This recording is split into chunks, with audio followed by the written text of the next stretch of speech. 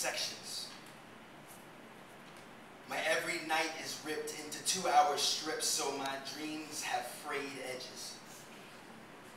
In the stark waking, the night's paralysis still binds my bones, glue sticks my lids shut, still screaming, a hellfire press collapsing my chest. My sleep be no cousin to death, night's been no friend to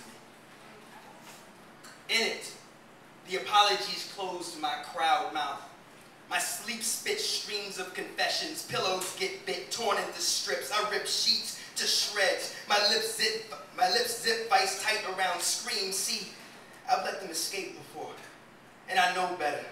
They bounce hollow and unanswered against white walls, assault the ears. They storm my shores in D-Day waves. Prison has taught me how to choose silence, to wrap myself cocooned tight and pretend that tomorrow's not promised.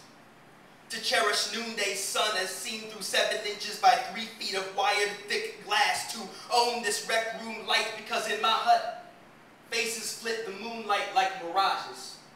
Wavy like if you squint, they'll stay. They slink along my walls like Cheshire cats, white teeth smiles 2 and 10 at a time, a battalion me trapped in these sheets. As they circle closer, I am hunted by shadows, first to my mother. She sits by the door, eyes askew, flinching at every hard metallic clanking echo. I miss her pupils, I ain't seen them since the gavel fell. I miss her smell. The smell of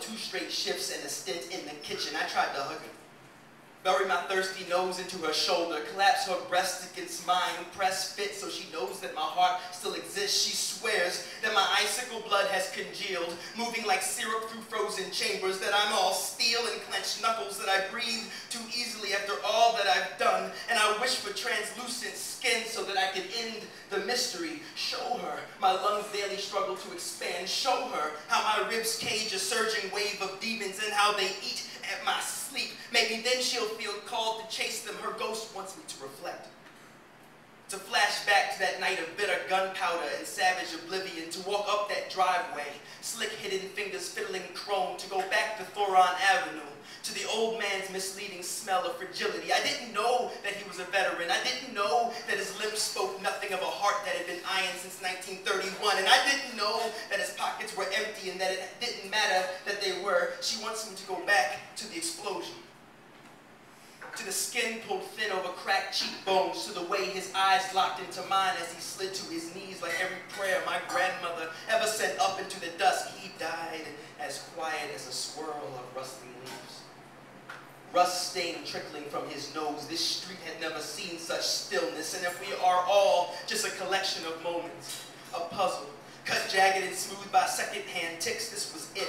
Me born again, baptized in blood, bone chips, and black gravel. This new life has made itself a new language. I bend mattress wire into needles, burn seams into my skin that raise into hieroglyphs. One day I'll meet a blind woman who'll read the river snaking along my elbow, who while touching the star on my neck will remind me that I too was once dust from one and had a destiny. I hope she washes me in warm water, singing an old song about redemption. While I hold her hand, she'll know me.